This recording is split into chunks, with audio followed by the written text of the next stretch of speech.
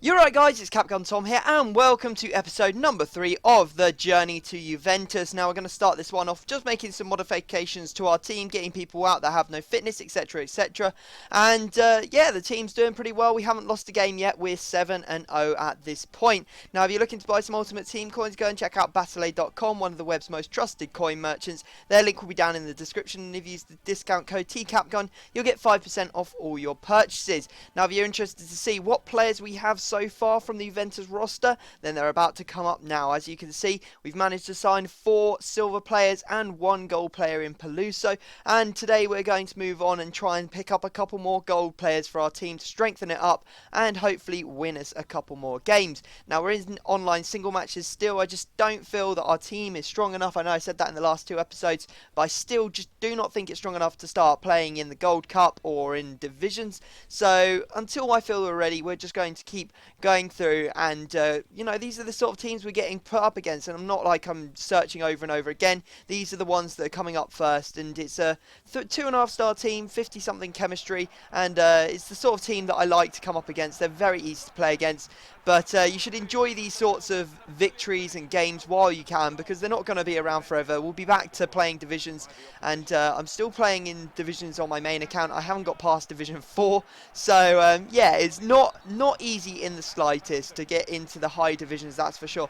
Now, as you can see, we managed to go 1-0 up, then we get a penalty given. We went in and out through a couple of players, eventually getting brought down on the edge of the box, and it did result in a penalty. So we're going to get our boy to step up and take this one. Here he comes up to the penalty spot and put in straight into the roof of the net. Well done, good goal there, and that makes it 2-0 to us. Unfortunately, he managed to get a goal back in this one. It wasn't from this corner though, that it was extremely close to going in though. I'm very, very conscious that Rubinho is not a good goalkeeper and he makes a lot of mistakes, and eventually he ended up palming that one into the back of his own net. Very, very poor goalkeeping there, although it was a header, so you expect him to go in anyway. Now, we managed to shore up the result when we went through in the 77th minute with Proctor, and he bangs that one in with his head and gives us the win. So well played, team.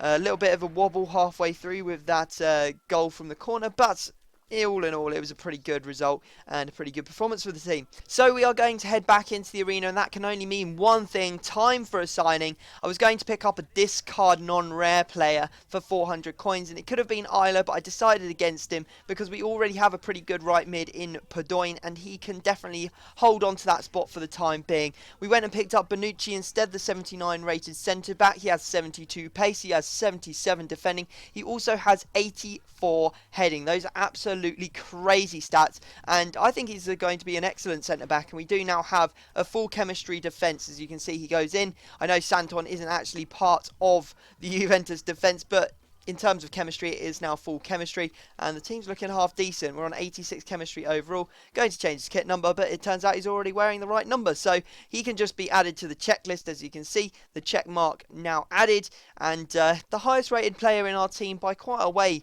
Already halfway through that first list of golds. Now we're going into our next game. We have actually gone around and changed up the players in the team and stuff, and we now have 95 chemistry, which is pretty good. And we're coming up against a 55 chem for 3.5 star team. We've only got a 3-star team, so I guess it maybe sort of balances out at the end of the day. His team's name is Kebab FC. You can see that he's playing players in what can only be described as horrific positions. He's got like Mexes at left mid. He's also got Santon at centre mid. It's like, what are you doing? Why? And he's playing a striker at centre back as well. Oh my god. Anyway, we're going to go into this game, you know, not too worried about what's going to happen. Eventually, Padoin gets through, and he puts us into the lead 14 minutes in. Nice little finesse around the goalkeeper. He had no one marking him, probably because the striker, who's acting as a centre-back, just didn't know where he was. Make it 2-0 through K. Hawley. Nice goal from him in the 32nd minute. Then good work here to get in, and unfortunately hits the post, but the rebound comes out and it does fall kindly again to Hawley, who makes it 3-0 and grabs himself a second goal in this game. Then a horrific mistake. You can see the sort of mistakes that new players to the game make. Just passing straight out to Duffy, who capitalises on the mistake, puts it away, makes it 4-0, and then we make it 5-0 after some absolutely ridiculous goalkeeping. He made some very good saves there. Unfortunately, he couldn't keep out the final header, and we do take away a 5-0 result. So good work from the team. Obviously, not many Juventus players scoring in that game because we've only got the defence and the two, right and the left midfielders so far. But we're hoping that with our next signing, we're going to sort of change that around. Anyway, you can see that complete domination. He didn't have a single shot, and I had 28 chances and 18 on target. So the player we're going to pick up for our team is going to be the one and only Quagliarella. This guy has got ridiculous shot power, and I believe he has the long shot taker trait as well. I'll have to check that though.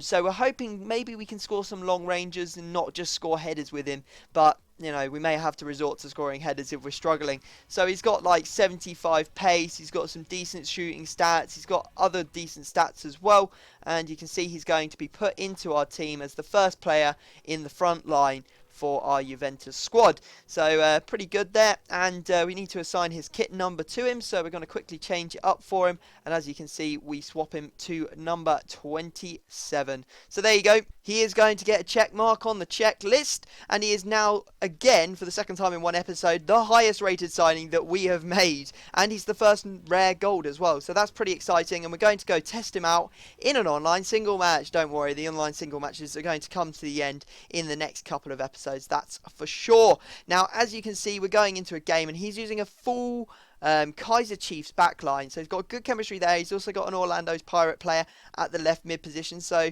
that's good, but the rest of his team is sort of a bit higgledy-piggledy, and he's not getting much chemistry off them. However, he has got dangerous players in Martinez there, and, you know, you see the danger man, you need to close him down, and I did not do that. As you can see, cross into him, and Martinez manages to open the scoring, and that put me under a lot of pressure, I have to say, because I haven't lost so far. You know, I really do not want to lose, and it just means that I'm going to try extra hard to make sure I don't lose, and Quagliarella, on his debut, manages to get a goal. Well done to him, and then a fantastic assist here, putting De Siegli or De Kegli through, as a lot of people are saying, and a nice little dink chip into the back of the net in the 41st from him, on his weak foot as well, I believe, so that was good work from him.